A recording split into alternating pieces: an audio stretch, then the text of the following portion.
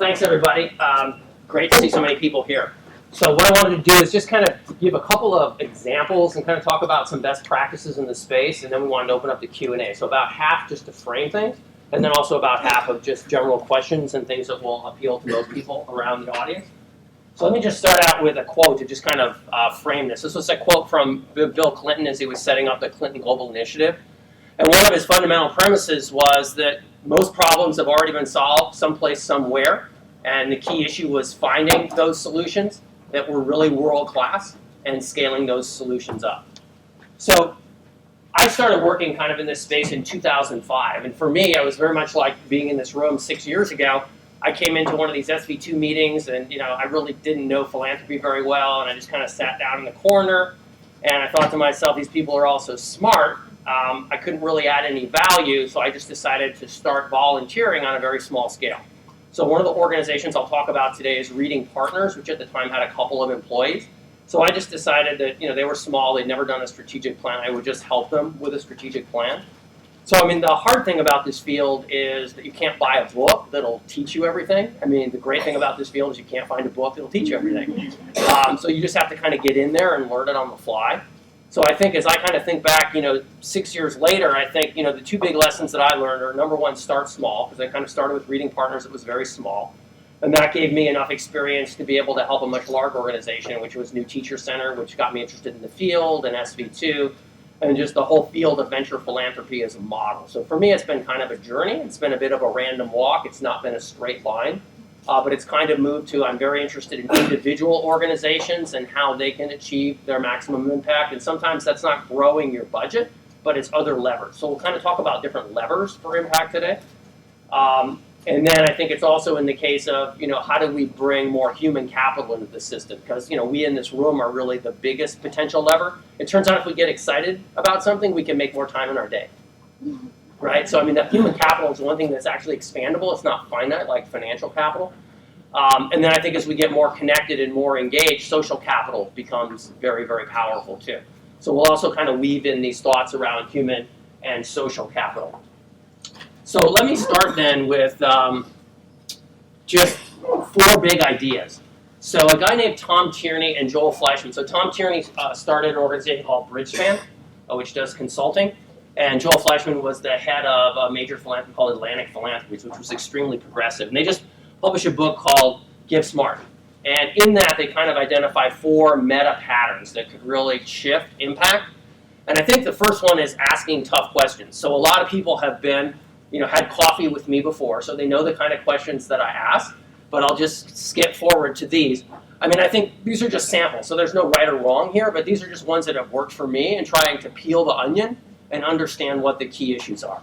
So I'm always starting with the vision. So, what is the vision of this organization? I mean, why did you do this? Okay, so where do we start? Where do we want to get to?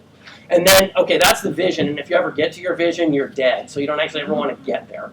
But, what is it? And then the next thing is, 5 years I think is too short, but tell me what it's going to look like in 10 years. I mean, that's about as far as anybody could really speculate with any kind of sense. But I think that will give you a sense whether you're talking to a nonprofit, whether you're talking to yourself and saying, how much more do I want to get involved with this organization or this lifestyle, talking to a collection of funders. What does this really look like in 10 years? So what is big success? And then I think the third is, what's the distinctive competencies? So what do you bring it? So if your organization was to go away, what would be the loss to the world? I mean, what do you do that no one else does? What's truly distinctive about what you do? And then this one is the engine. Okay, I mean, what do you love about this? I mean, so that's kind of your nuclear reactor, right? I mean, what is the most exciting thing about this to you? And how are you going to use that? And then, what do you fear?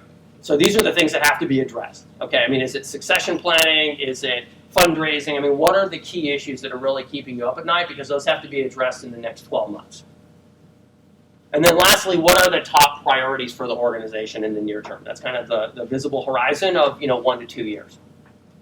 And I really love to get the vision and the top priorities on a single sheet of paper and maybe even put them in a box at the head of every board agenda, because it kind of forces people to look at them because they have to look at what they're going to cover in the board agenda. So they kind of look at the vision and say, yeah, that still feels right. Or no, maybe we've evolved and we need to challenge that. So I think having the vision and the top priorities is just a focal point, but come up with your own list of questions. These are kind of the ones that I use, but these are simple questions, but they're extremely tough. And they force you to be very reflective and to think very deeply about what you're doing and why. So I think to me that's number one, is really kind of ask the tough questions of yourself. I mean, what are you doing? What are you doing here? Okay, and why? And then of your organization. And then if you're also thinking, and as we went around the room, a lot of people were talking about, multi-blank initiatives, multi-funder initiatives, collaborations, et cetera. Okay, what is the secret sauce that's going to come out of that? So ask those tough questions up front. Strategy is wonderful. I'm a big fan of, having at least a 3-year plan and refreshing that plan every year. But execution is way more important, right? So that goes back to my point of, always have your top priorities for the year up front. Always make sure when you do the annual reviews for the executive director that you've got no more than 4, hopefully 3 top priorities for the year. Because when we try to focus on 10 things at once, we get nothing done. So it's really kind of focusing on the execution part of it much more than strategy. And half the people, we're talking about, kind of capital as we went around the room in some form or another. So money is really critical. It's been relatively fixed for the past few years in philanthropy. There hasn't been, yes, it's gone down a little bit, yes, it's gone up a little bit, but it's been relatively fixed since 2008. But going back to the human capital and the social capital, specifically the ability of people to influence other people if they're interested in an organization, these are the big leverage points as we sit through this kind of strained time in the economy. And then I think fewer, deeper, longer bets. And this was one of the key points in the book. And I know a number of people very well in the audience, and some of us were involved with 10 or 20 organizations, and we've cut back that number by a third or a half. So I think it's just the whole idea of placing fewer, deeper, and longer bets. So, and I kind of do that with the way I operate. I try to chair no more than 4 boards at once. Okay, that's my rule. I have a rule now, just so everybody knows. Way to cut back. And I try to sit on no more than 8 other advisory boards or boards. And then I try to consult with no more than 3 dozen other companies. Now that sounds like a lot, and it is, but it gives you an interesting perspective, because that means I'm understanding the models very deeply of about 50 different nonprofits in all different fields that deal with all different geographies. Some are very locally focused, some are regionally focused, some are nationally, some are internationally. But I think what you're seeing just in the philanthropic space in general is doing good work takes time, and so you have to be there for the long haul. And so the fewer, deeper, longer bets, I think, is a really important kind of meta pattern in the space. So now, as we went around the room again, we kind of heard people express, a number of different things about, building things out by kind of scaling the number of sites, how to increase leverage, what are your different leverage points. A good friend of mine who also sits on the New Teacher Center board is a gentleman named Roger King. He was a big consultant with Bain and ran their West Coast practice. Roger also works a lot in scaling, and for one of his organizations, he developed this simple chart as kind of a way to think about it. It's not right or wrong. This is not the gold standard by any means, but it's just one way to think about an organization that would like to start in a few sites and then scale, linearly and grow. And that those organizations could go through a series of phases. So all of us either run organizations or have been on boards where it's early days, right? We've got the idea, we're passionate about the idea, we're putting it to practice in its first site. That's what we're calling here kind of the pilot phase. And the primary vehicle that we're using there is, it's a research project. Okay, we like the idea, we're going to try if it works. The key capability is really the program design. Okay, it's not going to necessarily be as good as it could ever be in the future, but we're going to put most of our key competence into the program design. We're going to have total control over that site or maybe the second site, and we're going to run that for some period of time, generally kind of 2 to 3 years, to see if the pilot proves out. Okay, so I think most of us in this room, we've kind of been through that phase. Then as you move to this, and if you have a model that's more about kind of linear replication, okay, I start in 1 site, I go to 2 sites, 4 sites, which will be one of the examples that I'll use next, which is Reading Partners, where it started in 1 site and now it's moving to 100 plus sites. That's kind of a direct service model, right? You're providing a direct service, you're copying it, wholly owned subsidiary kind of if you're in the business. And the key thing here is you're going from a few sites to lots of sites is management, because it's hard, right? It's really hard. So the financial part is hard, the program part is hard, and the human capital part are all hard. And very few organizations actually make this transition where they get to hundreds of sites. It's very difficult to do, and most of them take closer to 10 years relative to 5 years. But as you start to look at this, you start to, once you talk to people, they finally one day, they look at this model and they say, okay, I raised $500,000, now I have to raise $1 million. I raised $1 million, now I got to raise $2 million. And all of a sudden they start to do the math. And the math is, if your vision is, for example, in education, most organizations have a vision of one day all kids. So no matter what they do, it's like one day I want to reach kind of all the kids. And if you kind of step back and say, okay, one day I want to reach all the kids in the US. And the next example I want to use briefly is Reading Partners, which does one-on-one literacy tutoring using volunteers in elementary schools. So if you start to think about that, how many elementary schools are in the US? 66,000. Okay? So 66,000 times, how much does it cost to run that program at any one school? Okay, 75,000. Okay, so who's good at math? 66,000 times 75,000? That's 500 million. Actually, it's about almost 5 billion. Sorry about the zero. Yeah, it's like 5 times 10 to the 9. So if you start to do that and say, okay, it's 5 billion, all the philanthropy in the U.S. is 300 billion. Okay, if you take away, faith-based giving, okay, then it's less than 200 billion. So that means that 2.5 cents of every dollar is going to go to one nonprofit? No, it's not going to happen, right? So if you're going to stay true to your vision of one day all kids, then you're going to need to start to think about what are other levers beyond direct service. So if you start to look at organizations that have kind of scaled in that kind of fashion, whether it's Teach for America or City Year or things like that, they eventually get to a point here where they start to think about broad adoption, right? And that's kind of where you switch from a direct service model to more of a franchise-based model where you're doing training and technical assistance. So that then becomes the key gating item. And there's a Bay Area nonprofit right now that's actually making this transition. Very few nonprofits actually make this transition at scale. It's this organization called Playworks, which manages recess, okay, in elementary and middle schools, and it's scaled to about 300 direct sites. And it, for the last 3 or 4 years, has piloted this kind of, franchise training and teaching assistance model, and is just now going into what I would call big selling mode, and already has several hundred of these sites up and running in the broad adoption category. So very difficult to do, but you see what's happening here, right? You're going from a direct service model where there's a high reliance on philanthropy to a consulting model where you're basically getting paid for your time. It's cost plus. So it really doesn't require philanthropy if done well. And the key skill is now not management, the key skill is sales. So if you go to Playworks, what you'll see is they actually have commissioned sales staff. And they have commissioned sales staff that are, some of them whom are making as much as the executive director because they're selling a lot of program. And now it's about setting standards. So even before we started, I was talking to a few people while we were getting lunch, and a lot of people were thinking about, okay, when would I think about some kind of transition like this? And my experience firsthand has been, it's good to do it after you've really kind of proven this out to an extent, that you've really kind of got independent third-party validation that your model really works before you do this. So I've had experience of doing it too early, and I'm seeing the effects now of waiting until you've actually had randomized controlled trial data and things like that you can actually do that. And then that allows you to get to thousands of sites, but still, if there's Playworks example, 66,000 elementary schools, and they got to 6,000, which is their goal 5 years from now, that's still only 10%, right? And that's huge. I mean, that's just a phenomenal home run, 10% penetration of a problem on a national scale, but it doesn't get all the way there. And remember, these walls are porous, and a lot of organizations exist as they get bigger at multiple of these levels. But then you'll see the lever of policy and advocacy. You'll see, communications then being the key driver of that. Broad influence is how can I affect other sites which actually don't fall under my model, but do the same thing. Right? So how can I generally shift policy?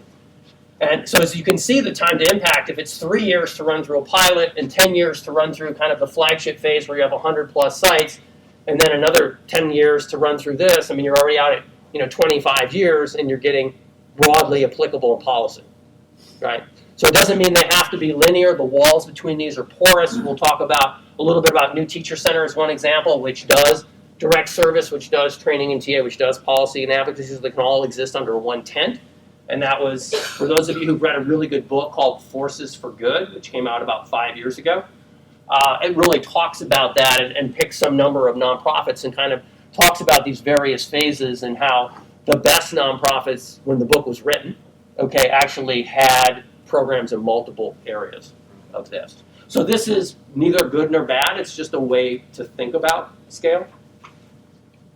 Would you say that probably the most important component of that is control, and that the only way that you can scale is if you are keeping some kind of semblance of control, particularly with quality? So you're talking about here in this. Yeah, I Yeah. mean, having tight control Yeah. over hundreds of sites. Anybody here got tight control at all? I mean, it's hard to just even have it over 5 sites, much less hundreds. And Right. that's why, Well, that's why it's so hard to do. I mean, that's why it's really very hard to do. was that an overestimation perhaps, to say you're gonna have tight control over 100? Well, no, because I mean they're all wholly owned. They all fall under one 501c3, as opposed to once you start doing training. Okay, you're doing training for other organizations, right? So you don't, the level of control that you have is greatly reduced. So it's just like if it was McDonald's, right? It's just like company-owned stores versus franchise stores. I mean, you still have the book and you still have the code because that model was proved out and people want to retain their franchises. But not only do you have to set standards, but you have to enforce the standards. So if people aren't living above the bar, they have to go. The question? Sure.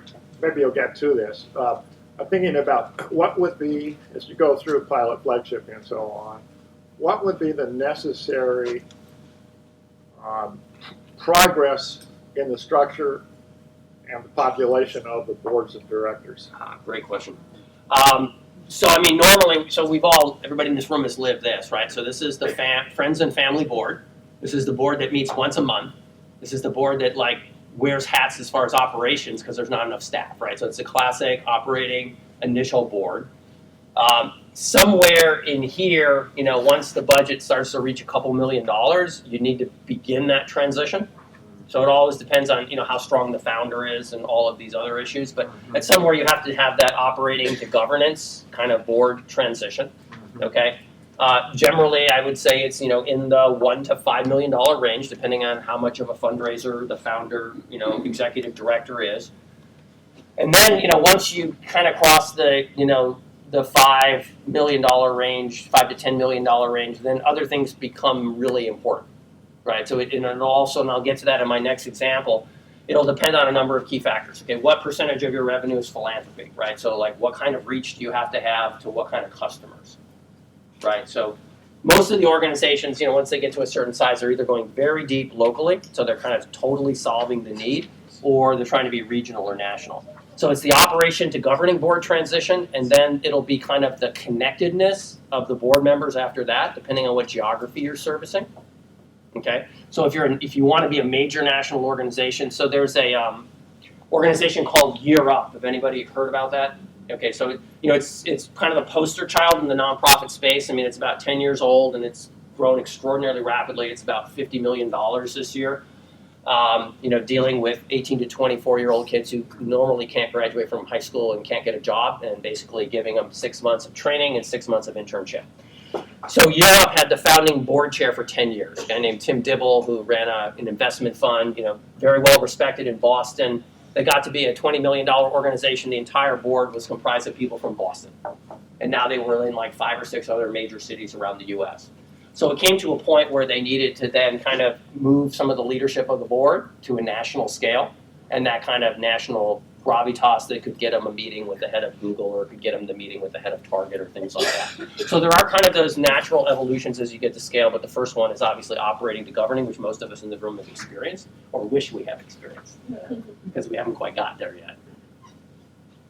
Okay, so then just again, a big overview, and then 2 organizations I've been deeply involved with. I wanted to use them just as examples. They're neither right nor wrong. They're just examples that we can talk about a lot of different aspects of this around to tee questions off of. So first one I want to talk about is an organization called Reading Partners, and before we get into a lot of numbers here, again, the model is very, very simple. Okay, you or I want to help our community. So we volunteer to be a tutor one-on-one. So we meet with our child. We own that child for a year, that school year. And we meet with them twice a week, and we do 45 minutes of one-on-one using a curriculum specifically designed to be used by volunteers. And what we see is for each 20 hours we spend with that child, he catches up one grade level.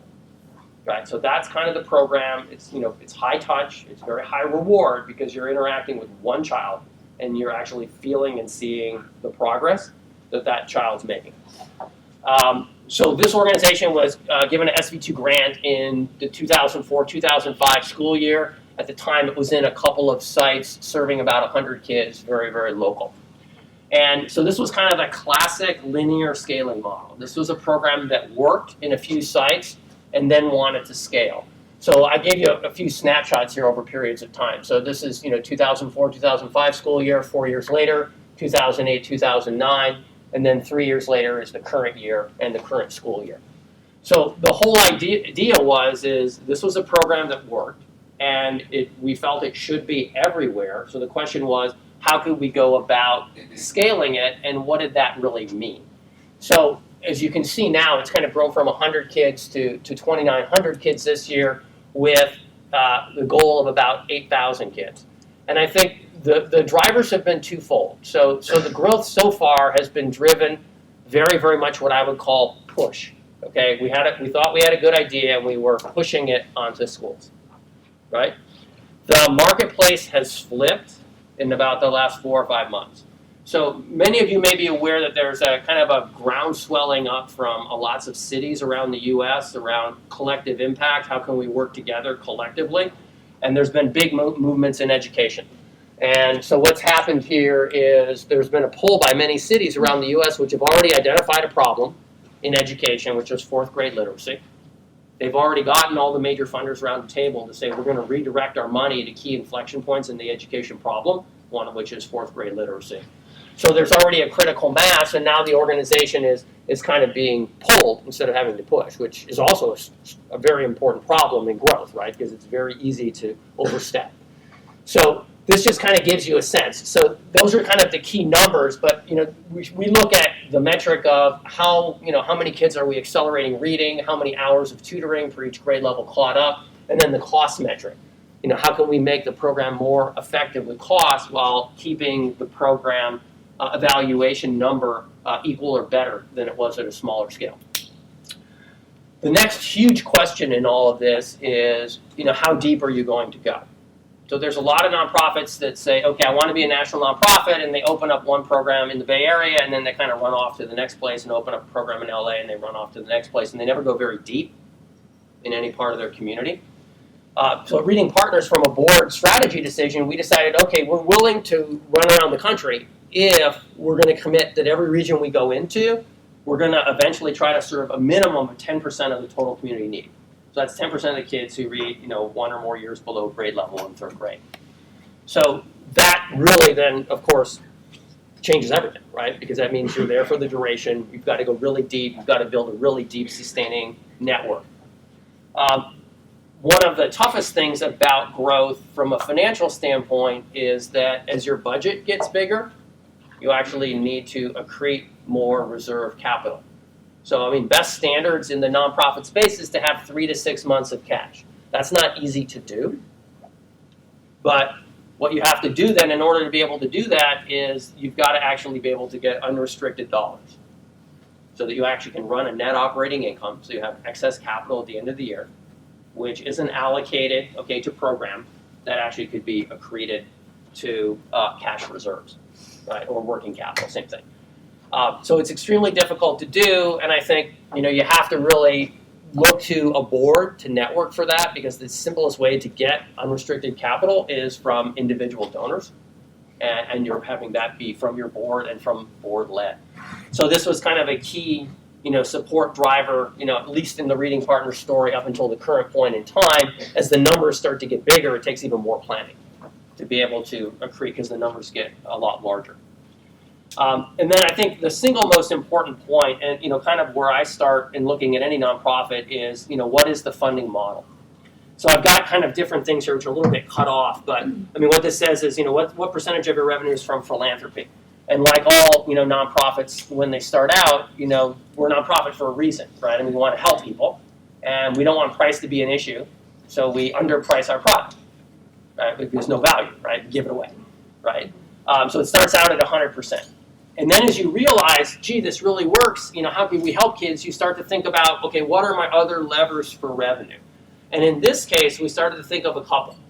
Number one is, if it's really good and all of a sudden we're not calling principals to get into schools, principals are calling us to have us come to the school, we should start charging something, right? So you can start charging. So it's fee for service.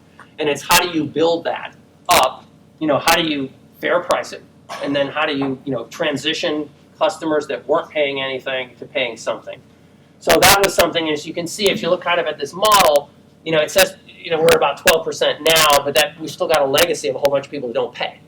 Right, so actually the new customers coming on today pay between 33, 1/3 and 1/2 of the total cost. And so that's something that we've been able to transition to. So I do think, 3 or 4 years from now, it'll probably be, 25 to 35%. The other thing that we've done, anytime you use volunteers, has been able to leverage the government. So the federal government AmeriCorps program, which now carries its own risks, because who knows when AmeriCorps funding is going to stop. So that's something that you need to consider in this. But in this case, in every school that this program is in, somebody has to run the school site. And if you train them well, it can be an AmeriCorps volunteer. And what ends up happening with AmeriCorps is the government, matches some of their salary. Right? So you have that as revenue to your system. So for every site this program is in right now, 61 sites, we have 61 AmeriCorps volunteers working as site managers for each one of those sites. So that ends up providing some of the revenue. And then I'm always a big fan of looking at what already exists. I mean, it's great to do policy and advocacy for about 10 or 20 years out, but what already exists? So in the case of reading in the state of California, we passed, I think 5 or 6 years ago now, Proposition 49, which was called After School Education and Safety. And what it said is that if you run, an after-school program and you meet these certain criteria of tutoring and et cetera, you could qualify for this funding stream. And so because it's a proposition, it's set aside and it cannot be cut, right? So it's kind of a $550 million pot, okay, that's freely accessible and, not subject to the legislature. So as we began to design programs, we kind of took the current program that we had, added the few supplemental requirements that were required to meet this proposition funding, and then could open new sites that were cash flow positive, which means that the income from ACES would fully pay the cost plus some.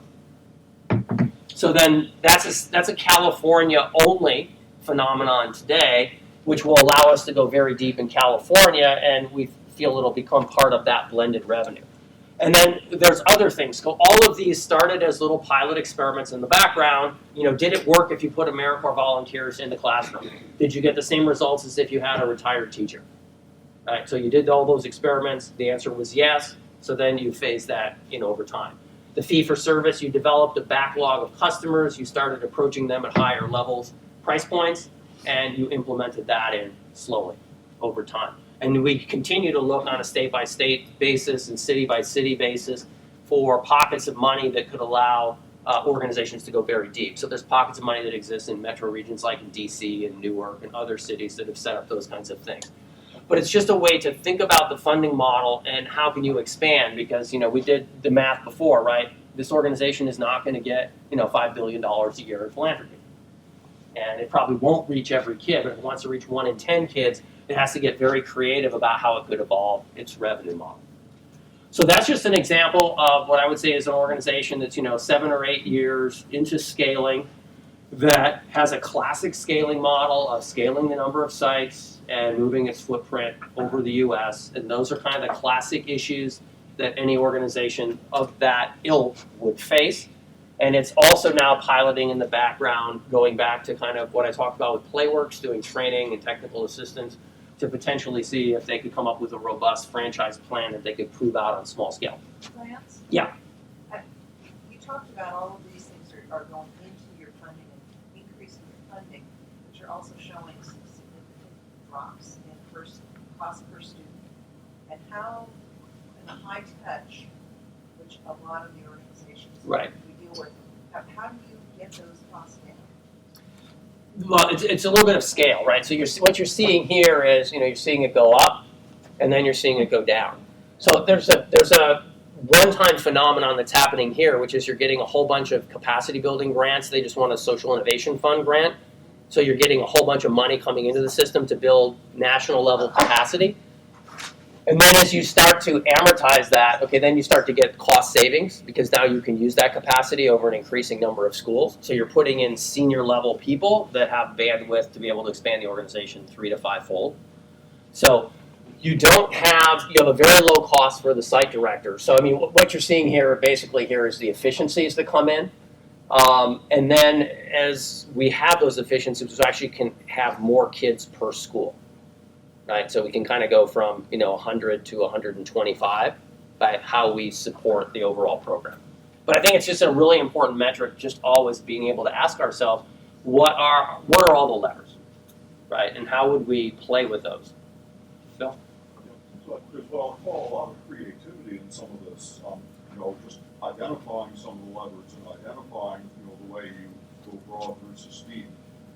Where, did you get the information you needed for these creative ideas? I mean, were they generated by the board? Did you use outside consultants? Did you talk with large foundations?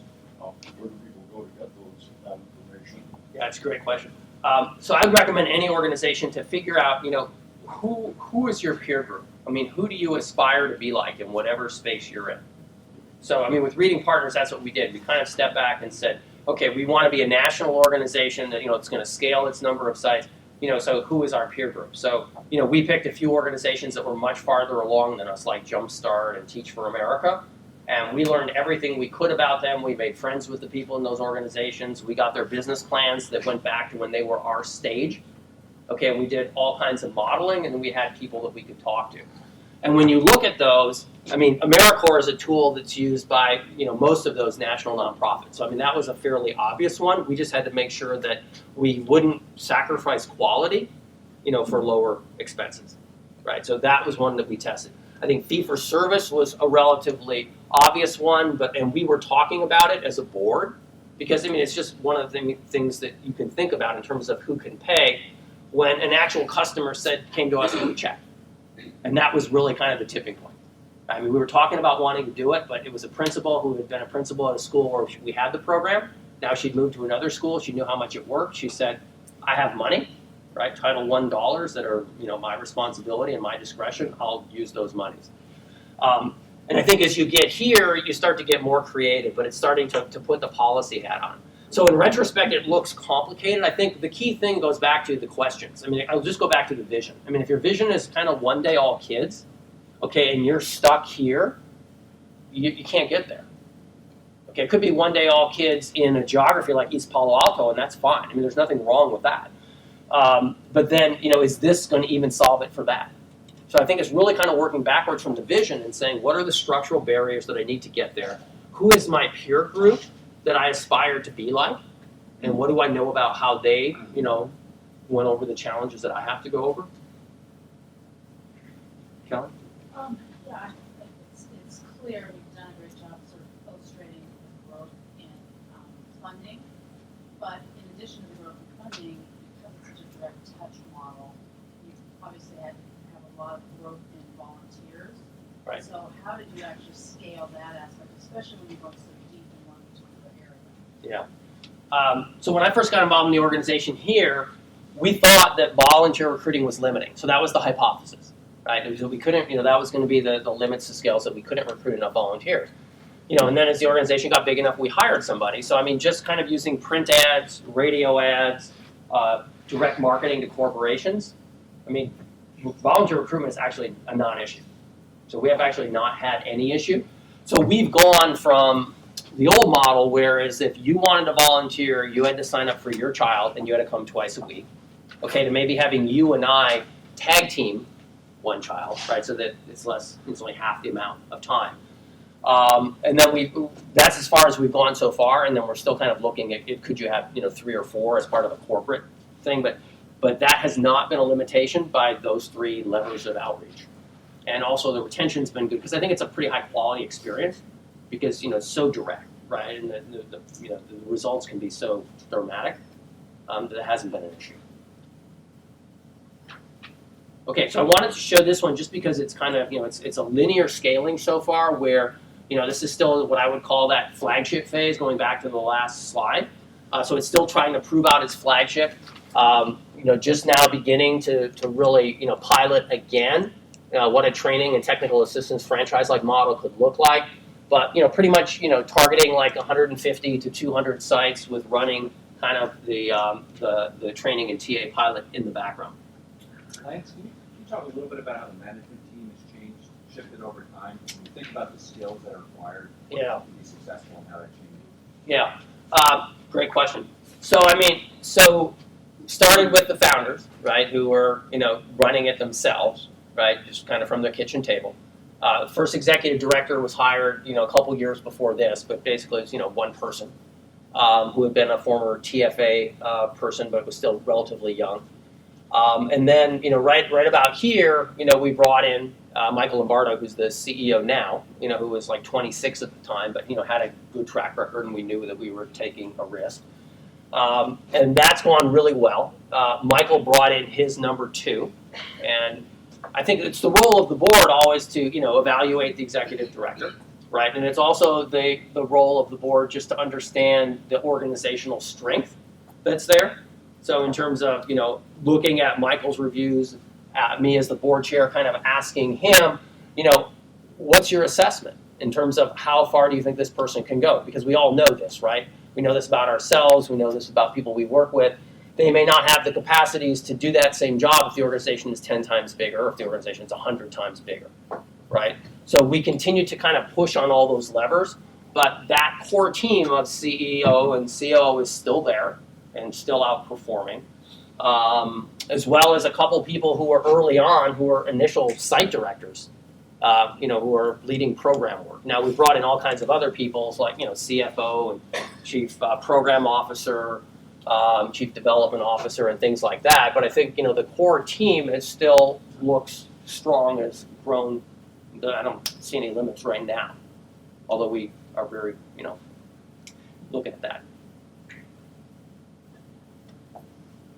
So when determining how many more schools to go in and looking at that increase, I know you said you looked at a couple of other nonprofits. Right. And you looked at financially. Right. Anything else particular that you looked at, in particular with the growing of the number of schools that you're in? Yeah, so we have a whole metric in terms of percentage of free and reduced lunch. In terms of we're targeting very high need schools, right? That's it, and we've kind of targeted areas initially that have good philanthropy. So we started in the Bay Area, we went to LA, and went to Sacramento, DC, New York, and now we're looking at a whole host of other cities. But it's really, number one, is driven by the need, right? So we're going to high poverty neighborhoods where there's a safe commuting corridor, because we can't get good volunteers in and out if they have to drive 3 miles through some place that's not physically safe if they have to get stopped at a red light. So there are some issues, but otherwise we're really trying to serve those high need areas. And we're looking at philanthropic capacity of those areas. But I think what people have learned in the scaling space is that, and I think Teach for America has shown well, is they say, well, you can't raise philanthropy in New Orleans. Well, New Orleans is like their most profitable site in the United States. So all these places that people would say are second tier markets, that's nonsense if you have a good cause and you have a good team that's actually working. So whether it's Omaha, Nebraska, or Milwaukee, Wisconsin, or all of those cities has enormously thriving nonprofits that have scaled there with the right leadership. So I wanted to move to the next slide. But so this is I meant to have this one just kind of as a linear example, and then I want to move to the New Teacher Center example, which is a bit more complicated. So New Teacher Center has been doing what they're doing a little bit longer, but let's just talk about the model first. So what did they do? So what the New Teacher Center does is focus on first and second year teachers. And any of you who have been in the audience have been a first and second year teacher, you probably didn't get a mentor. And if you got a mentor, you got to assign somebody as kind of a buddy who was doing it on the side and may or may not have done anything at all for you. So the whole idea is could you go into a school district and could you work with the school district to get the best teachers released to you, your organization, so that you could train them to be full-time mentors. And they could have, you know, a dozen or so teachers that they mentored. So that means they could spend hours every week with each teacher. They could meet with them as a cohort and talk about shared learnings. And that was really the model, so that you would go into a school district, you would work with a superintendent and his team, you would get a number of master teachers released to you to be mentors, you'd train those people, and they would work one-on-one with the new teachers in the district, okay, as well as the principals of that district, to really kind of coach them. So it was really what we call a train the trainers model, because if you look at the New Teacher Center 990, it says like it has a $20 million budget. But 90% of the costs of the program don't hit the 990 because the school district releases to you their master teachers and they pay for them. So the real program budget is not, you know, $20 million, it's like $200 million because it's 10x. So, you know, it's a big program. And so the model, you know, works because when you actually mentor teachers, they actually stay on the job and student achievement goes up. Right, so it's kind of a double plus for a school district. They don't have the turnover and retention losses, and they get student achievement gains. So that's the direct part of the model. And the key lever for this, so in many ways, NTC never did flagship. It actually kind of moved to a training and technical assistance model on day one, because what ended up happening with Ellen is she was able to run a pilot project in Santa Cruz County, which lasted almost 10 years. And the outcomes of that pilot project is that if you mentor these teachers, okay, they stay longer and student achievement is better. So therefore you had this kind of randomized control trial on day one, and when you started to talk to superintendents, they would say, oh, I've got to give you, you know, 10 of my teachers full-time and pay for them, not in the classroom, just to mentor 100 new teachers. And they would look at the data and they would run the numbers and they would say, okay, that makes sense to me, I'll do it. And that's only because you've done this massive pilot, right, which was very big and very long. So as we look at this, we say, okay, this will get into levers for impact, right? So we've got kind of the direct short-term strategy. So the direct short-term strategies is to mentor new teachers in the classroom, to train the principals in those schools, right, about learning conditions and working conditions and what the issues of the teacher are to increase student achievement. So these are kind of the two, you know, direct gears. And as part of working with the teachers and working with the principals, you start to set, you know, new norms and values and habits. So this is what you can see on a rolling annual basis as kind of your outcomes. Once an organization then begins to look at, okay, I can, you know, one day all new teachers, okay, we're kind of working that model, okay, one day all new teachers, we're up to about 7%, we're going to argue about percentages, but we're up to about 7% of all the new teachers in the United States, and we're not even looking at rural ones because they're hard to get to. We're just kind of focusing on large urban school districts, high poverty. So we're well over 10% of all the new teachers in that target market in the United States. And then we're kind of asking the questions, okay, what are the other kind of systemic longer term factors? Okay, so we'll go back to the diagram we had before, kind of what's the policy and advocacy and what's kind of the data. So New Teacher Center a number of years ago decided to start surveying at the district and the state level about teacher working conditions, because, you know, the primary change agent in the school is the teacher, okay, and the number one criteria of how well they're going to do are the working conditions in which they operate. So comprehensive assessment surveys, and they've been doing them now state by state, and are up to 20 plus states in the US, where almost every teacher enters their data about the working conditions, and those can be sorted, okay, by state, by subject, by, you know, by school, by district. So it's a very, very powerful data set that's now begun to influence policy. So this became kind of a research and policy arm of this. So it's back to kind of that policy advocacy research lever, which is now kind of systemic and long-term. And, you know, this is, you know, 5 years ago in an organization that's, you know, now a little over 10 years old, but then its pilot goes back another 10 years. So it's, you know, it's like 15 years into the game that this became a key research lever that you could start to play with. And now that this has been running for 5 years and started in North Carolina, is now in almost 20 states, becomes a huge data resource that you can then use in terms of kind of the policy and advocacy you can do on both the state level and a federal level. But if you go back to that kind of model that I had before, it's really kind of a training model where you work with the district to be a trainer for the district. Okay, and then you start to leverage policy and advocacy for systemic long-term pieces. And I think, it's not a simple story, and that's why I love like 4 gears. Because I mean, to me, it's like, can you get it on one sheet of paper? Because if you can't get it on one sheet of paper, the board's not going to understand it, which means investors aren't going to understand it. I mean, no one's going to understand it. And can you make it as simple as possible to show that they really all have to work together? I mean, if any one of these, generates excess energy, excess value, like this or this, it pulls everything else along with it, right? So that was the whole idea of kind of having the gears interactive with that. So that's a lot of talking and stuff here. So I wanted to use this as an example of an organization that's thinking about kind of using all of those different types of levers, right? So I mean, it ran its pilot.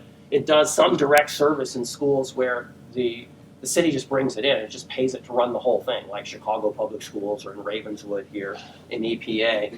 But most of it is under a training and technical assistance model and involves research, policy, and advocacy components too. So it's kind of a hybrid. And I think that's what you see if you go back to books like Forces for Good and you look at organizations that have been around, at least 10 years and in most cases like 15 or so years, as they start to look at multiple levers for impact, but that, it's really impingent on the board to always come back and say, what's the right level of investment in each one of these, right? Because, times change and you shouldn't just be doing it exactly the same way. You should be utilizing these kind of in creative ways based on the times. Great, so everybody, we've got about 25 minutes left, so we'll just get through as many questions as we possibly can. Anybody have a burning one? Well, another way to scale is to combine, at Yeah. least in the business world. Yeah. And certainly there are a lot of organizations around the country serving similar missions. What are your thoughts about that? I mean, I think combinations are great. I mean, they're hard in the for-profit sector and not-for-profit for the same reason, which is, ego. But I mean, I think just so that all folks are aware, there is a trend for that. There's a lot of foundations that will pay for it. I didn't mention it because I didn't want to make the story complicated, but Reading Partners has adopted a acquisition strategy as one of its growth legs. Because in that space of after-school education and safety, which was that revenue bucket that they could access on the state level, there are a lot of small operations that really aren't being run very effectively. So they actually can go in and go much deeper. We just did a merger with an organization in the Mission District of San Francisco. So I think number one, I think they can make a lot of sense. There has to be a good driver for them, so it's just not two financially struggling organizations merging, hoping for the best.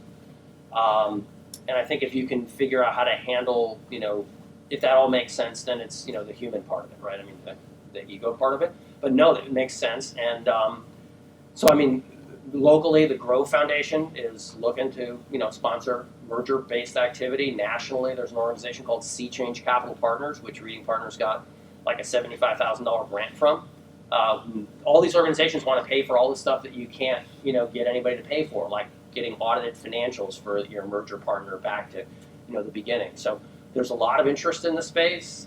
There's a lot of consultant work in the space that you could, lots of people you could talk to, lots of examples out there. I mean, Rich Span, there's a number of case studies out there that are good. You see, an organization that was mentioned, started out regionally, then it went statewide, nationally.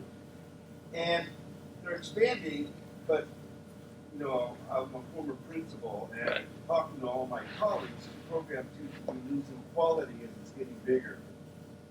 And I'm wondering, at what point, what internal assessment do you use to measure your quality, not just because we have more money, we have more sites, but we're actually keeping the quality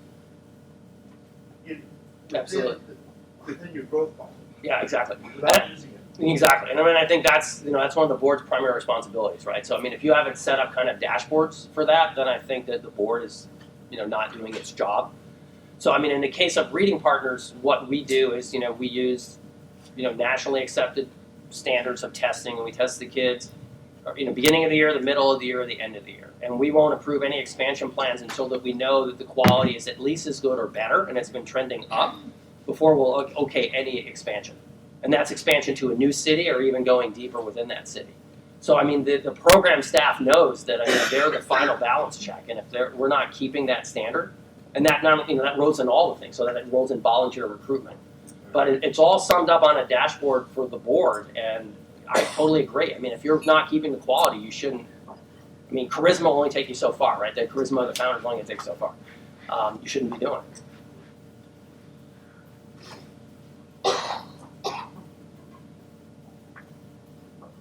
Oh, sorry.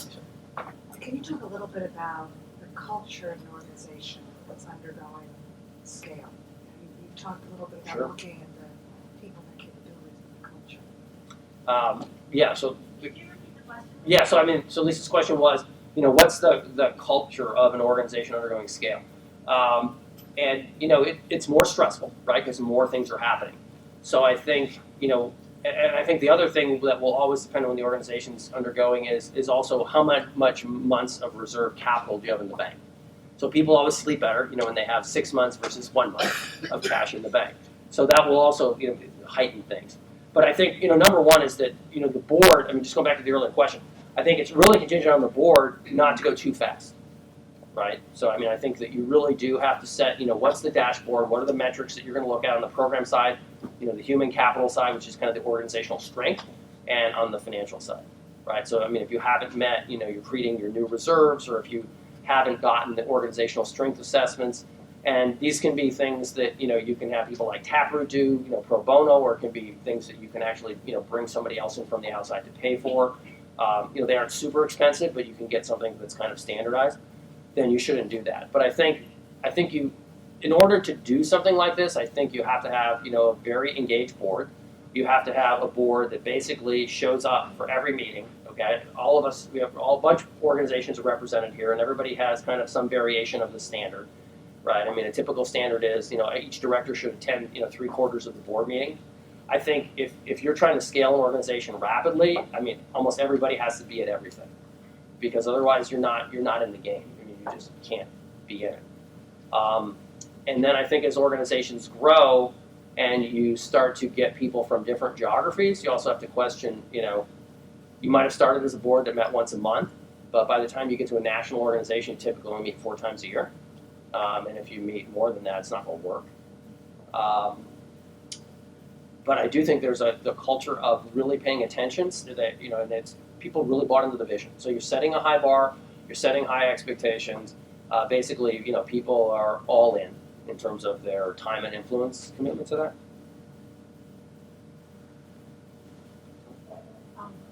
In either of these cases, did the board actually develop a strategic plan around how you're going to move through this and create a roadmap, or did some of it happen opportunistically, or how did the plan actually go out for this program? Yeah, I mean, in order to scale rapidly, I think it has to be very disciplined.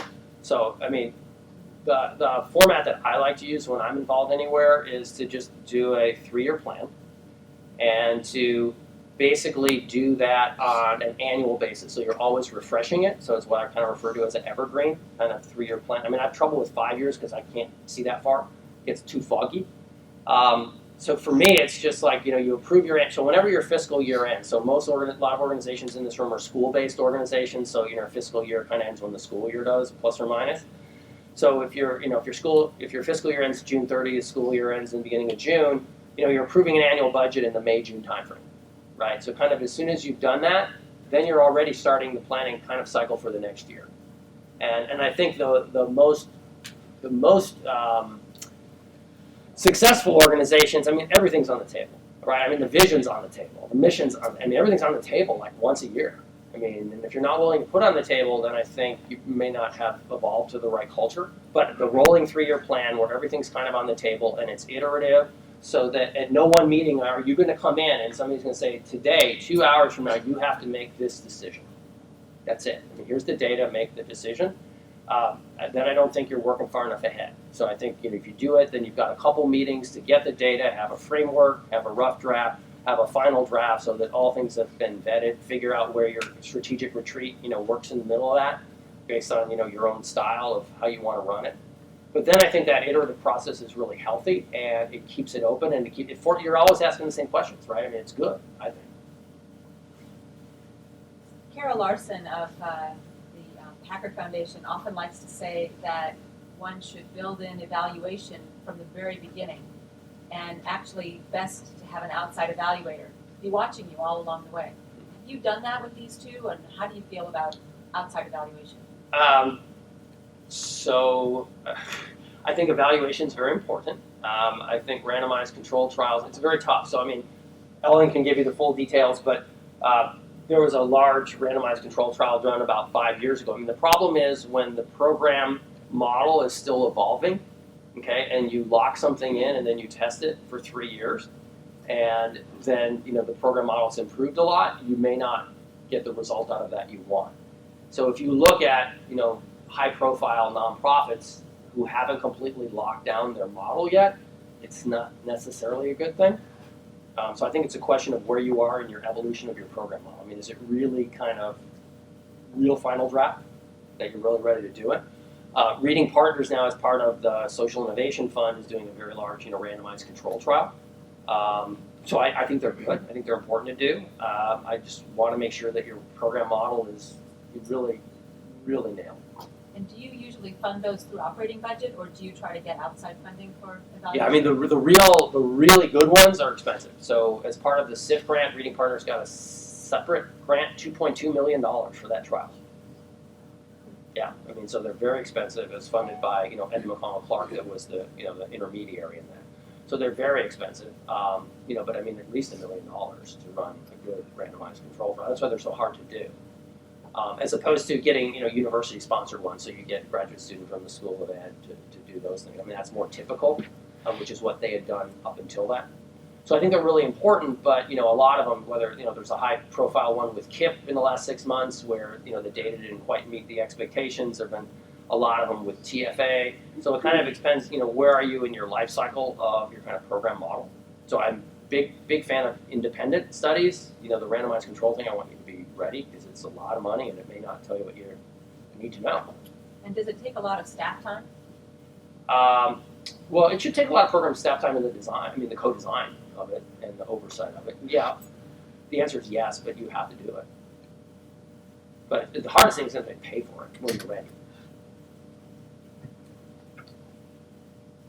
I'm interested in the question of broad versus deep. Yeah.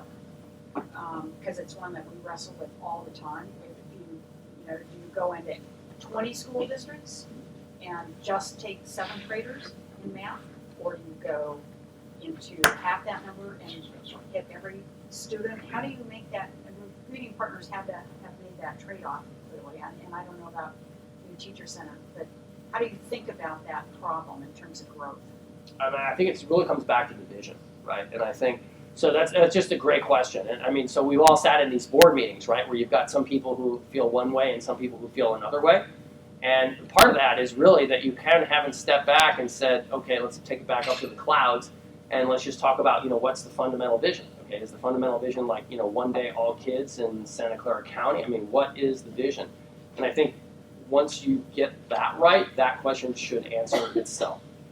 So that's what I think. And it could be either way. But I think, my own preference is I think there's too many nonprofits going too wide and not deep enough. So my personal thing is I don't want to get involved unless we're going to at least meet 10% of the community need and have a plan to go deeper. That's my personal preference. So that would be how I would weigh in the vision exercise, but I'm just one vote. But I do think that you should go back, and if it's not clear, you should kind of do that with the board before you go to that decision, because that'll be the driver. I just realized that I don't really know the difference between wide and deep. It's just What kind would be of some of the parameters that would sort of identify broadness and deepness? Well, the classic example of something starts here and then wants to become a national organization. So that would be kind of the horizontal spread, as opposed to how deep would you go? So there was a really good book called Billions of Drops in Millions of Buckets by Stephen Goldsmith a couple years ago. And he kind of, claimed that the problem was that, there were so many nonprofits, right? It was just kind of spray and pray. We weren't kind of, going after the best and brightest and funding them. So part of that is a lot of nonprofits aren't going, in my opinion, deep enough, and I'm not sure that they're committed to going deep enough. So if you look at, he had a great table in his book. And so in that table, it took like Teach for America, in the cities that they were in, they were, serving 1.3% of the community need as they defined it for those type of new teachers and those high-risk urban school districts.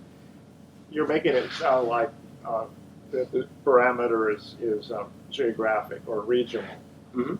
or national. Would it be, so if you were deeper, you might have something good going, and then you just try to really make it dense. Sure. Dense application locally. Yeah. That would be deeper. Right. But if you go hopscotching across the country, that's wider. And it's always a Or broad, balance. whatever. And it's always a balance. I see. Right, it's always Okay. a balance.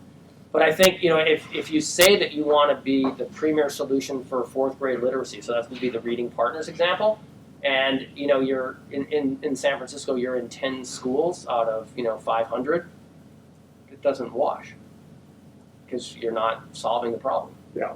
Well, I think your point is don't try to go to San Jose and do more in San Francisco. Or commit to the whole Bay Area. You can have a phased rolling, but commit to whatever that geography is, right? Whatever that metro geography is, commit to that region at a minimum, depth that you're going to try to go to. The ultimate depth is going to be determined by a million things you might not have control over, right? Like the quality of your, regional board that fundraises and all these other issues. But I think it goes back to the vision. What is the vision for how you want to serve the audience you want to serve?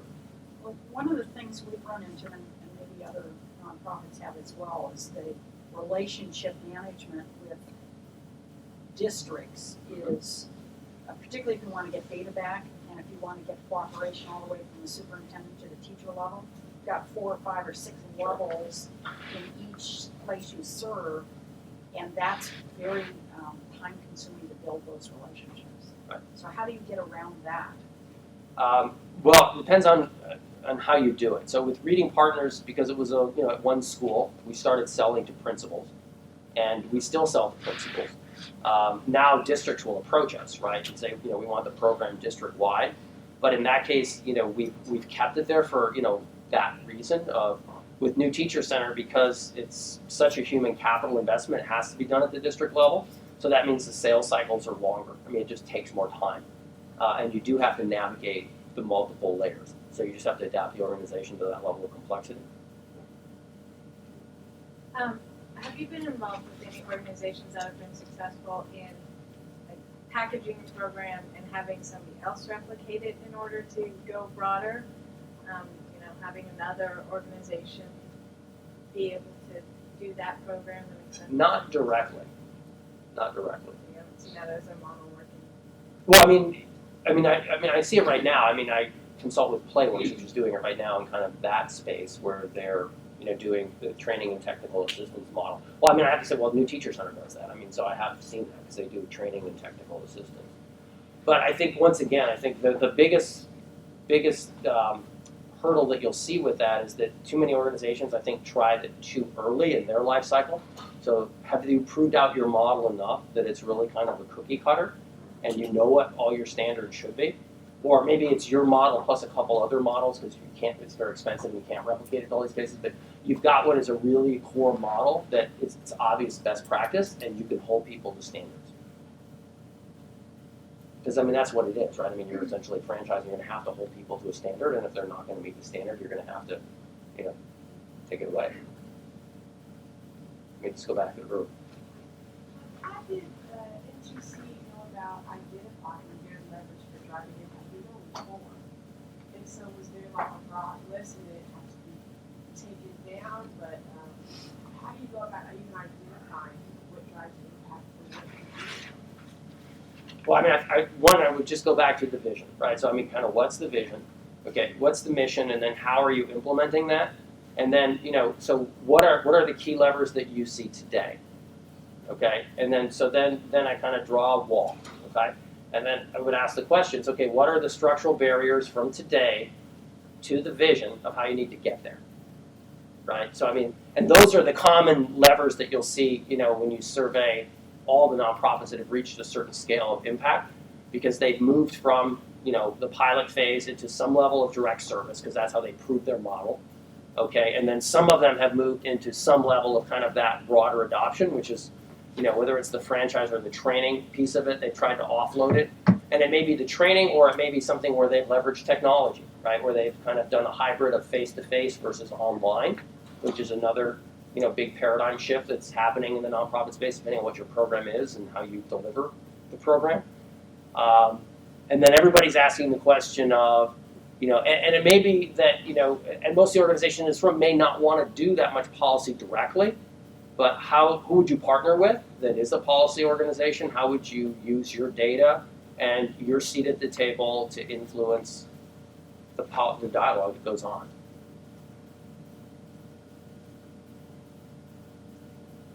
My question's sort of off topic, so Sure. I'm not offended if you prefer to table it. It seems like in these two nonprofits you've described, the basic strategy is to augment or improve the current school system or model, which is, from my perspective, somewhat broken. Did you personally look at maybe a more direct route to improving student performance, say through the charter movement? Yeah, I do. I sit on the board of New School Venture Fund, which funds charters. So yeah, I think charters are great, but they're just not going to get to all kids, right? There's too many structural limitations to that. So what attracted me about these other organizations is they were targeted interventions that could have a big return, because those were two big levers in the educational continuum, which was just fourth grade leader and teacher performance. But no, I'm a fan of charters. I just, I don't see that we're at 50% of all schools are going to be chartered. I wish we could. Kind of a national hurricane that could get us what Katrina did for New Orleans. But outside of that, I don't see it. So when you're going from a very high-touch model, when you're evolving into the population, in some of these cases, did you make an explicit decision to fund ahead of the curve to build something that could be scaled like that? Because in that current period of time, the core business budget can't afford any of that. So were you getting external funding for that? How does that work? Yeah, so what we would do, it was just kind of classic pilots, right? We'd do kind of an alpha, which would be like one site, and then if that worked, we'd ramp it up to a beta, which would be 2 to 3 sites. But we'd be just kind of running this in the background at our normal sites, because you're right, we didn't have a lot of money, right? So we would just kind of pilot those things in the background. So whether it was one of those financial model levers, or if it was a curriculum change that could have been a big lever to change impact, we would just start at one site, kind of alpha, then a beta, and just kind of roll it up.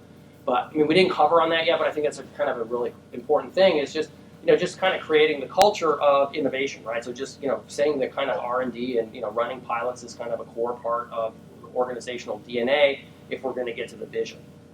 So yeah, we didn't really set aside a budget in the early days because there wasn't any money. Now it's kind of baked into how we do that, because we know what we're piloting and it's all part of the rolling plan.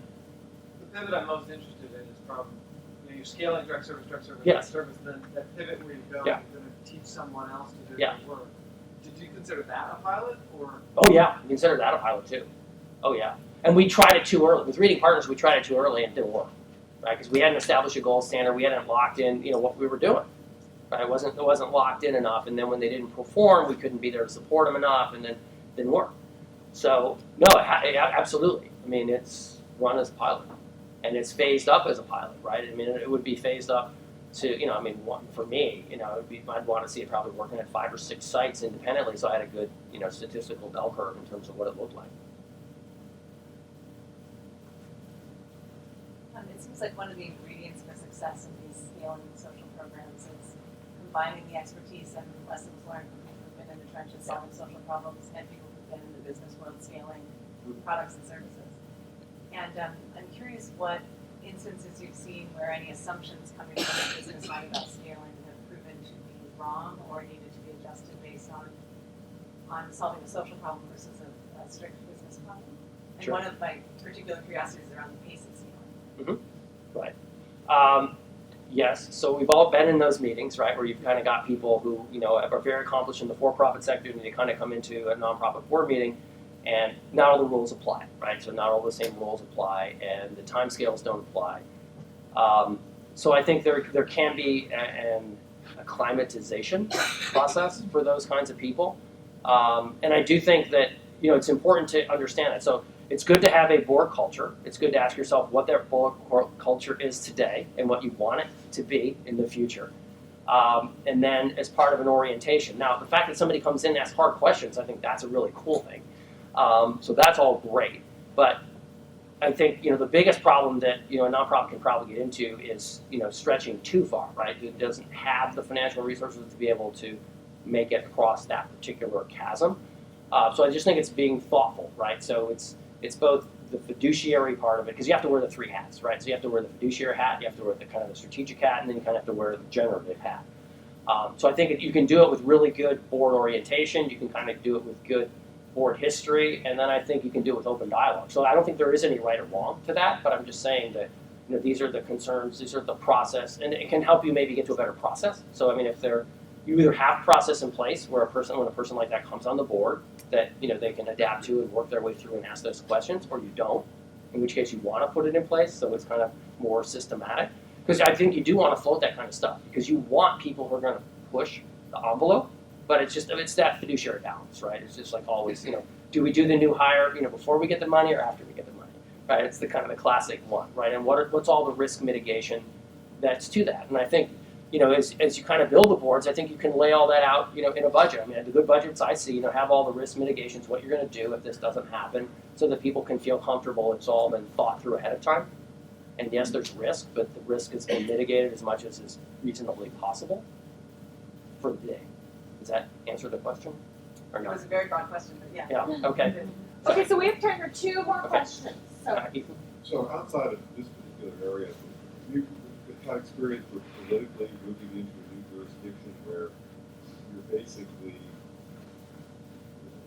if you're competing for local monies or whatever else, or just the focus, you're moving into a new territory and you're not the normal player, you're somebody new. Have you ever looked at that as being a risk factor and how you address it? Sure, and I think especially early before you develop, a national brand. I think, yeah. In the case of Fly, absolutely. So obviously, if you don't have to have competition locally, that would be great, right? Because you're solving an unmet need. Yeah, yeah.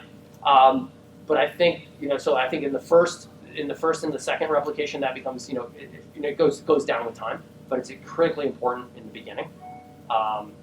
So don't go there. I mean, just go somewhere else, right? Because there's plenty of unmet need. I just wouldn't go with direct competition when you didn't have to have direct competition. How do you determine where the need is? Do you wait for them to come to you, or do you go to places where there's low income, low test score kids that, what if they're not receptive to your program? Yeah, so, I didn't show it here just because I wanted to keep it simple, but, there's a wonderful kind of site assessment grid that we've done that looks at all kinds of, financial criteria, all kinds of, program criteria, population criteria. So, we build a 100-point matrix out of like 20 different data points. Each one is a 1 to 5 scale in terms of trying to determine that need. And then that's a fluid document because you're having meetings, with your top tier candidates as you go through a year to see what that might be. But I think just building out a simple matrix to determine on what your criteria are is the way to go. And making sure that they're open to the program. Oh, sure. Yeah, but that's like a key one up front. That's like number one, right? How would they be receptive and what's the competition? okay, everybody, thank you so much for being here, for your great questions, and let's have a round of applause for Lynn.